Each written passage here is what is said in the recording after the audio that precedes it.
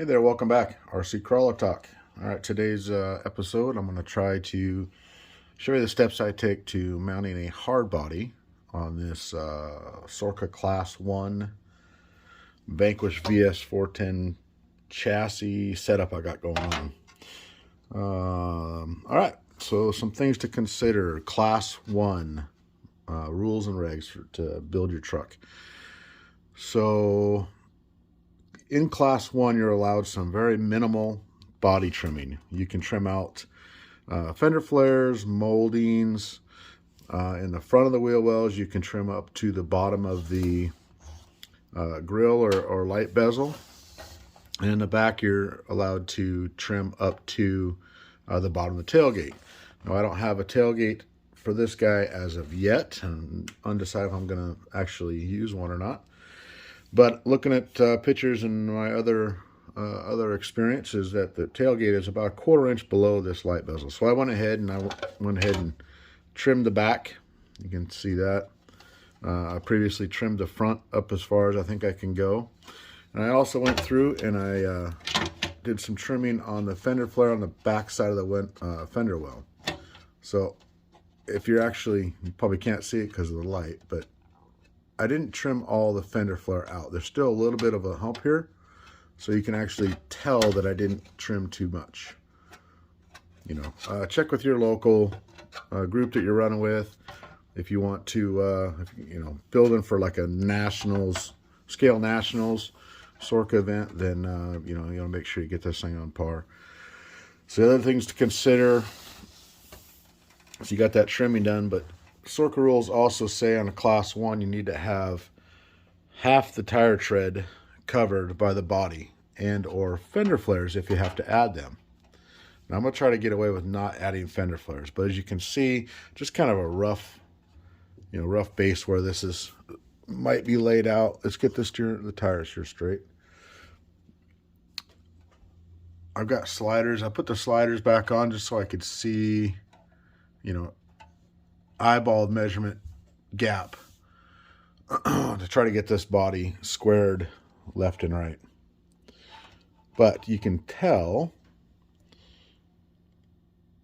that I don't have anywhere near the half tread cover that I'm going to need to meet those rules. So I got something for that. And other thing to consider is you want to not only side to side where the body is going to be placed, you also want to do front and back. Obviously you want to clear during turn, front and back your front wheel well. The rear is not such a big deal because it just goes straight up and down. So I think the first step we're going to do, obviously I need to cut holes in the bed floor to allow the shock hoops to come through to get this body to sit somewhat level. If you look at the rocker to skid, the back is higher. Now the front will change as you lower the back. So the idea is to get this rocker level with the skid in the center of that frame. So I want to cut holes in this for the shocks. But before I do that, I need to get these tires sucked in as far as I can go. And there are multiple ways to do that. You can actually change out the hex hubs that are holding on your, locking your wheel into your axle. On here right now, I believe I don't think they're 225, so they're probably, 350 is the next size up? Not so sure. When you do this, though, when you get this wheel and tire sucked in, the hex hubs, I have the smallest thickness hex hubs, the stock ones from the 10.3 to the Capra. So that's already pretty much as far as I can get it sucked in, but I need to get the wheel in. So changing out the actual hex hubs on the wheel itself. I have from Locked Up RC, they make and sell some 185 hubs. And these are SLW, so these are 440 thread pitch for any Vanquish wheels. these things are pretty skinny. This is what I run on my Class 2 with capper axles to get that track width sucked in. So we're going to, first we're going to install these, but some things you need to be concerned about. So we got pretty good steering on this guy already. Now when you suck in this wheel in even further, pay attention to links, you know, your tire to link clearance when you get in as far as you can go, and also tire to shock. So you may have to do some adjusting there. But we'll start here and get these things sucked in as far as we can. And then we're going to move on to placing front to back of the body, and then mark out holes in the bed to get them cut out. So we'll get these hubs swapped around and see what it looks like. All right, got the first one on. So there's the hub on the left that I had on there originally, and the 185 is on the right. You can already tell that that's where the face of your hex hub that's on the axle shaft is going to rest against, compared to that point. I took some, some quick measurements with my calipers, and there seems to be about a 4 millimeter difference. So it should be able to suck it in about 4 millimeters. And we're going to look. So if you look at the wheel to brass C-hub there, see the gap between the wheel itself? That's on the older hex hub of the wheel. You come over to this side, it's already sucked in quite a bit. So that whole black outer cover is inside the wheel, versus that one is still stuck on the outside. And you also can, straighten your wheels up. If you look at the slider in the back here, try to get a nice view of it. Right there, the inside of the tire. And I mean, there's quite a bit of difference. So as I was saying before, you be careful when you got tight turning or sharp turning such as this.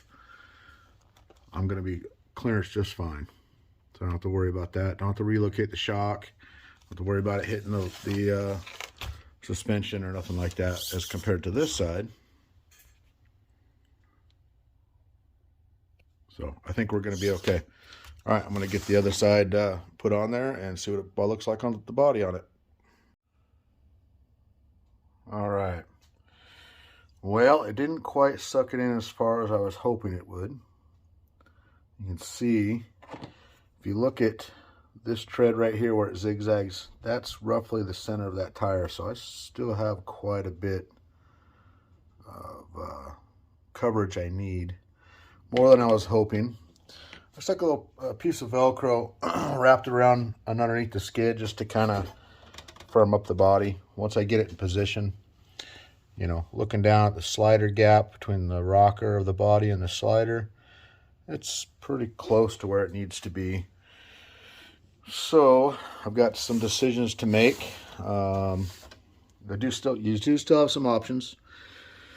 One thing the Toyota body guys do, they have a nice rounded wheel arch. With this square body Chevy, you don't quite have that. But what the Toyota bodies guys do to get their coverage, they'll get that body way low, and then they'll take a like a big glass jar, or a big glass cup of some sort, and they'll slightly heat up the Lexan, not the Lexan, the hard plastic. I'll heat it up and actually bend it out to get that flare. So that's an option, but that's going to be kind of difficult to go backwards if it doesn't work out. The other option is to, actually make some fender flares to get our coverage. And I think if we got to go and make some flares to glue on here, then I might put the wider hubs back on just to give it more stability on side hills. So that's going to have to be task for another day and a decision for another time. So I think this is about where I want that body to sit. Maybe back just a hair, but you can see we're going to run into issues right there in the corner. Looks like we got plenty of clearance in the back, and you know, keep in mind it does change when you flex. So right there I'm rubbing hard on the fender, so that may be a good reason to heat and bend this plastic out to make it a bigger flare. The rules don't say nothing about you know, bending the body. Only says anything if you bend the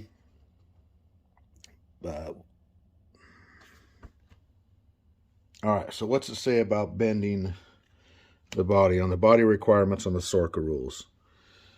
So it says only mild trimmings allowed, such as removing flares, trim, molding, and a hardtop. Vehicle stock bumper may be replaced, blah, blah, blah, blah. We went through all that. Material behind the rear wheel well may be trimmed up to the bottom of the tailgate. Okay, we talked about that. Any removal or bending of material from behind the front wheel well, except trim or molding, is considered a boat side, and you can't boat side in Class 1. So what they're saying is any material back here behind the wheel well. So if the wheel well stops right there, we actually don't need to bend that. Maybe a little bit. Like I said, I still have a lip of the flare, so I could still trim that out a little bit more. But I think bending these out, it might be a good option too. All right, so if I got the front and back kind of situated where I want it, now I got to get that rocker panel level with that skid. So I'm going to finalize exactly where I want it. Then I'm going to go up underneath, mark where my shock hoops and shock hole are going to need to be, and then I'm going to cut the bottom of that floor out. And then we'll go from there. Then we'll have to make that decision on the front. So all this stuff you have to take in consideration before you even start cutting and drilling holes, stuff that's not, you know, you don't want to make these decisions before you make something permanent.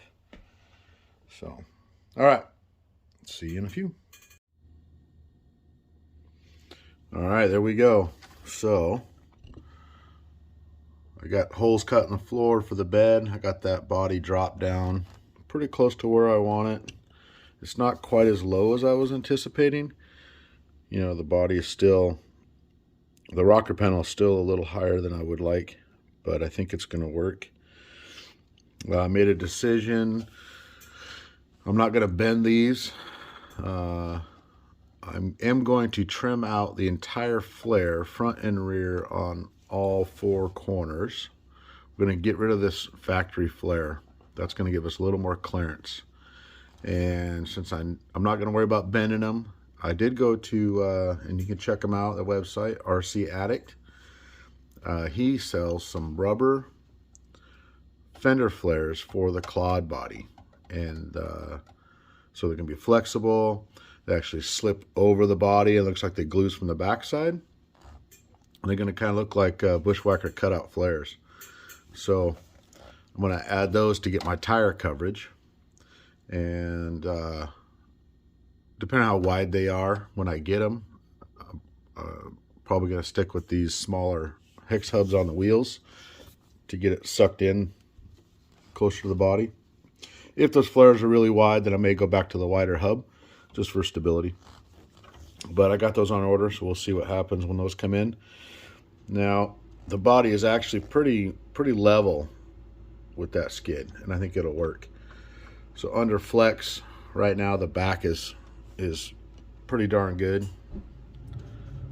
A little bit rubbage, but once I cut that flare out, it should be okay. The front, however, under flex, so just at ride height, it looks okay. And turning, once I clearance that flare, the factory flare, it should be all right there. The front though hits that corner, that side marker light. And originally I just cut up to here because the rules state it has to be to the bottom of the grill, the lowest point on the bottom of the grill. And where the factory grill sits is right here. So something like that. I can't get it in there.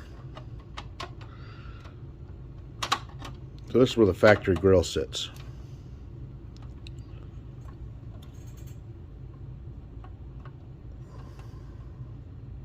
All right, so that's where I trimmed it to.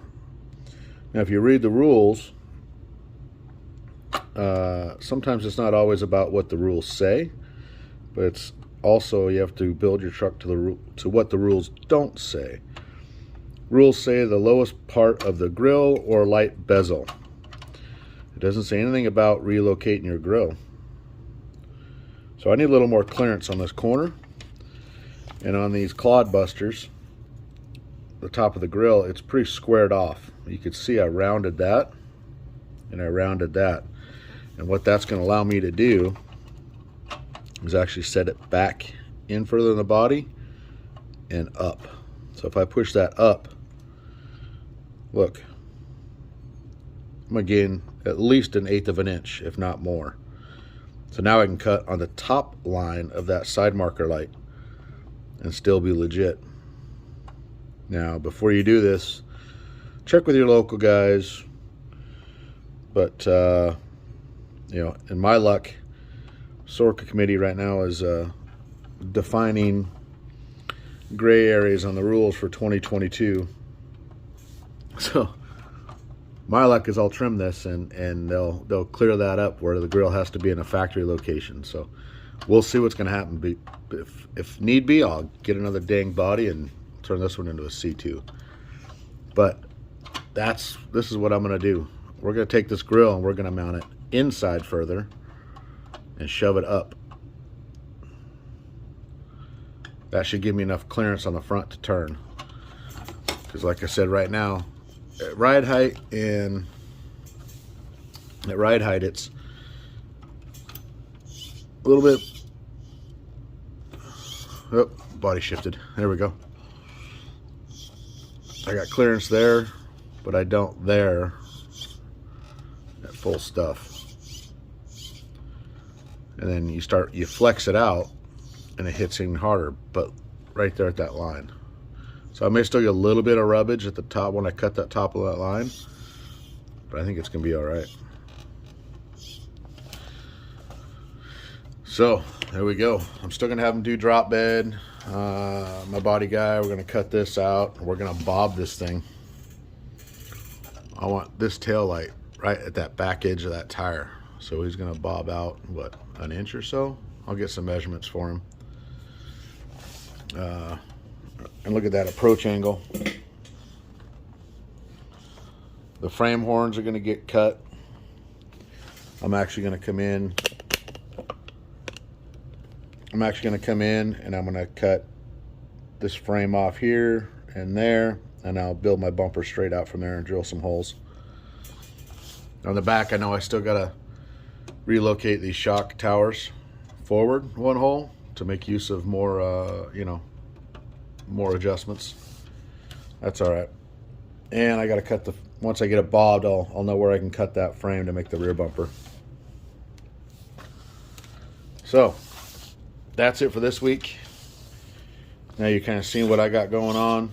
I am gonna have to make some sliders. These I just put these Vanquish VS410 sliders on just to get, you know, a better, closer visual side to side when I'm placing the body, trying to figure out where to go.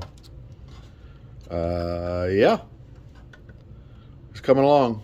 It's coming along. So we're gonna finalize this. I'm gonna get that grill mounted in there. I'm gonna cut the top of that light. I'm gonna cut out the fender flares, the factory flares, and then we'll test fit the rubber ones when they come in. What else? So I got hex hubs to put on.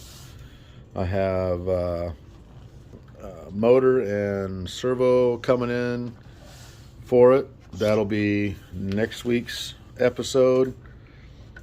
A little bit of progress at a time, and you'll get there. Just keep at it. And like, subscribe, stay tuned. This thing is coming together. Class 1 Clodbuster body. 419 tires. See you next time. Thanks for watching.